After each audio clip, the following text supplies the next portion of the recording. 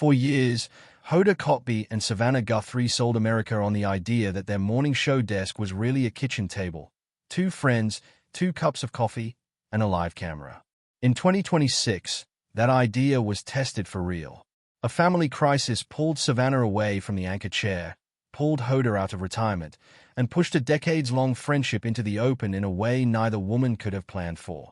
This is the true story of what happened, told through what was actually said, reported, and shown on air, not speculation, not invented drama, just the facts as they unfolded month by month. Hoda Kotb's exit from Today was, by every account, carefully chosen. After 26 years at NBC News, she announced in the fall of 2024 that she was ready to step back, wanting more time with her daughters, Haley and Hope. Her last day as a full-time co-anchor came in January 2025, and Craig Melvin took the seat next to Savannah Guthrie going forward. Kotb didn't disappear from NBC entirely.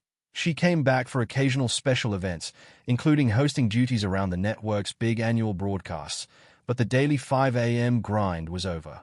She had earned the right to walk away. What nobody could have scripted was what would happen a little over a year later, when the person Hoda had spent nearly a decade sitting beside needed her more than any producer or network deal ever could. Nancy Guthrie, Savannah's 84-year-old mother, had lived in the Tucson, Arizona area for decades. On the night of January 31, 2026, she was dropped off at her home in the Catalina foothills after spending the evening with family. She was reported missing around noon the next day, February 1st. Investigators quickly treated the case as a probable abduction rather than a simple disappearance. A doorbell camera at her home captured a masked, armed figure in gloves tampering with the device in the early hours of that morning, and the FBI later released those images publicly as it searched for the person responsible. The case immediately became a national story, not just because of Savannah Guthrie's profile, but because of how little evidence authorities had to go on. There was no sign of forced entry that investigators disclosed publicly, no witness, and for the first several days, no communication from anyone claiming responsibility.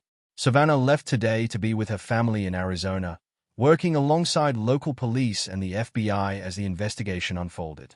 The seat beside Craig Melvin sat empty, filled in the days that followed by rotating colleagues, including Chanel Jones. Hoda Kotb didn't wait to be asked twice. On February 6, 2026, less than a week after Nance's disappearance, she returned to the Studio 1A desk to sit with Melvin, Jones, and Carson Daly. She was visibly emotional, telling her colleagues the situation was breaking her heart and that she had been struggling with where to direct her energy, admitting she kept picturing Savannah in the empty chair beside her. She spoke about the wave of public support already building, vigils, well-wishes, people online sending hope for Nance's safe return, and said the whole country seemed to be rallying around the Guthrie family. In that same appearance, Hoda pointed back to a moment that explained why she felt so compelled to show up. She recalled that when her younger daughter, Hope, had been hospitalized, Savannah was the first person to arrive. She noted the same had been true for other colleagues during their own hard times. When Carson Daly lost his parents, when Craig Melvin's brother passed away, and when Chanel Jones's husband, Uche Oje, was gravely ill.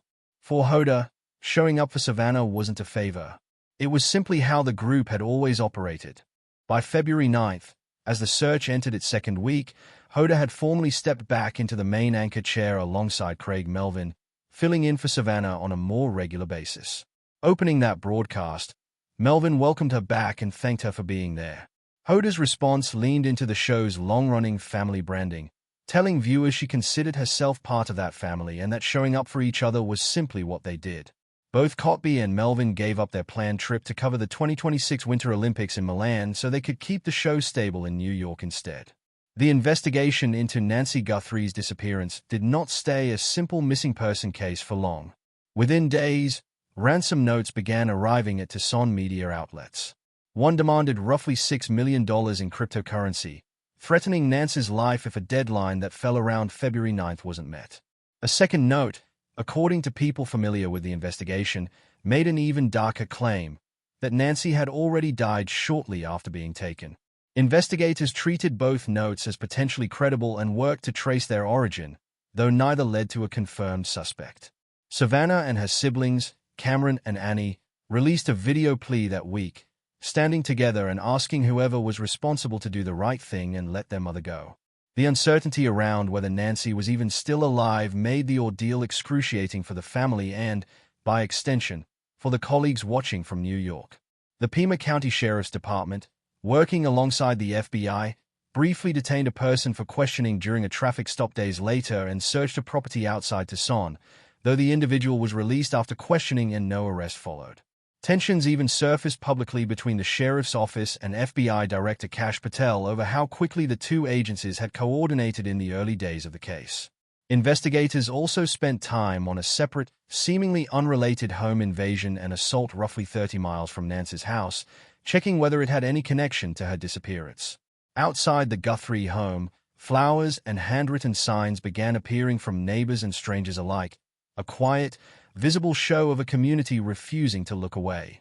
Savannah Guthrie didn't speak publicly at length about what her family was going through until late March, nearly 2 months after her mother vanished. On March 6, she made a brief, emotional visit to the Rockefeller Center studio to thank her colleagues in person, telling the staff she was still standing, still had hope, and was still herself. Then, on March the 25th and 26th, she sat down for a full interview with the one person she trusted to ask the hardest questions, Hoda Kotb. The conversation, which aired across 2 days on Today, showed a side of Savannah viewers rarely saw, tearful, raw, and without the composure her job usually demanded. She described the toll of not knowing anything concrete about her mother's fate, saying the uncertainty was unbearable and that she pictured her mother's terror even though the thought was almost impossible to sit with. She also raised the painful possibility that Nancy might have been targeted because of Savannah's own public profile, calling that idea too much to bear. At the same time, she insisted she hadn't lost her sense of self through the ordeal, telling Hoda that no one was going to steal her joy. Hoda, for her part, described sensing both desperation and real steeliness in her friend during the taping, saying she found herself almost marveling that Savannah could sit there, put together, and still speak clearly about what came next. It was a rare moment of a news anchor turning the microphone toward her closest friend not as a journalist chasing a story, but as someone trying to help her carry an unbearable weight in front of millions of people. Even after that interview aired, Savannah's return to regular hosting duties wasn't immediate. Reports at the time suggested she could be back within a few weeks, but for months afterward she continued to split her time between New York and Arizona, renewing public appeals for information and leaning on Hoda and the rest of the Today team to keep the show steady in her absence. It wasn't until April 13, 2026 that Savannah and Hoda sat behind the anchor desk together again as full co-anchors, for the first time since January 2025, not because Kotb was returning permanently, but because Craig Melvin was taking a scheduled break and Savannah specifically wanted her old partner back in the chair beside her for that stretch. Viewers who had watched the two of them anchor mornings together for years got an unexpected, one-week reunion, a small return to normalcy in the middle of a story that had none. Through the following months, as Savannah continued to step away periodically to focus on the investigation and her family, Hoda kept filling in when needed, according to multiple entertainment outlets. Some reports, sourced to industry insiders rather than official NBC statements, suggested Savannah had asked executives to lean more on the show's existing bench, Chanel Jones, Laura Jarrett, and others, rather than routinely pulling Hoda back from retirement, wanting viewers to grow comfortable with the current lineup long-term.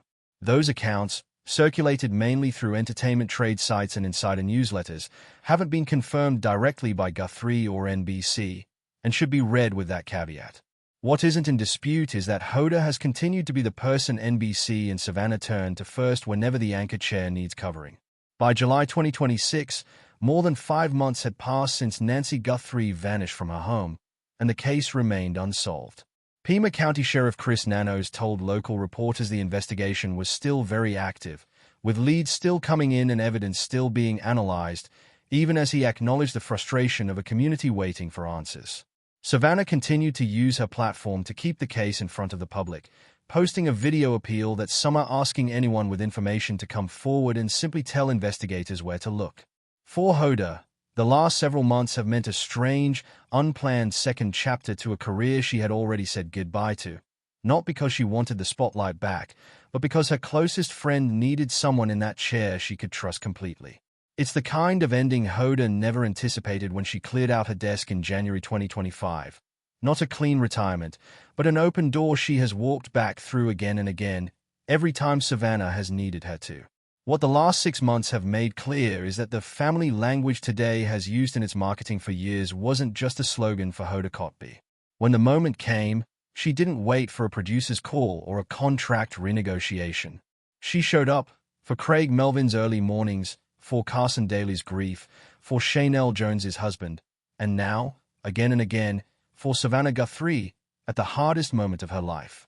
Whatever comes next in the search for Nancy Guthrie, one thing about this story is already settled. The friendship at its center was never just for the cameras.